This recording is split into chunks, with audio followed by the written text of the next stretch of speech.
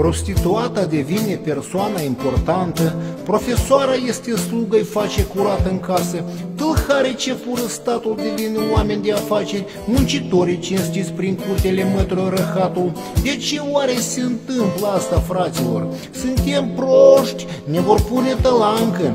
Eu mai bine o arma și sabia, mă fac haiduc, voi prinde corupționerii, le voi lua aurul și bogăția, tot ce au furat de la țara noastră. Moldova, o viață, noi toți stăm lângă prăpastie, la marginea unui pod vechi ce se clatină și nu contează cât de mult noi vom sta.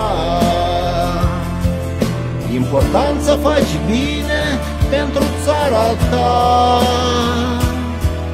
unde mama pe noi ne-a născut.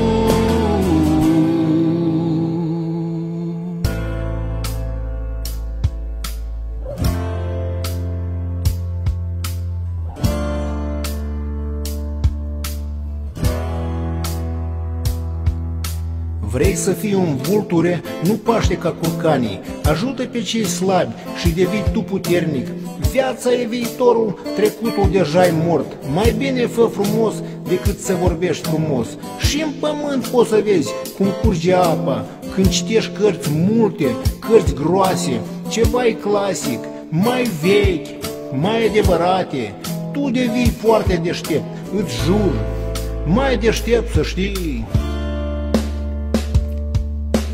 Ca calculatorul, o viață, noi toți stăm lângă prăpastie, la marginea unui pod vechi ce se clatină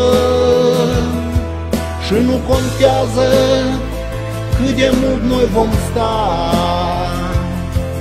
Important să faci bine pentru țara ta,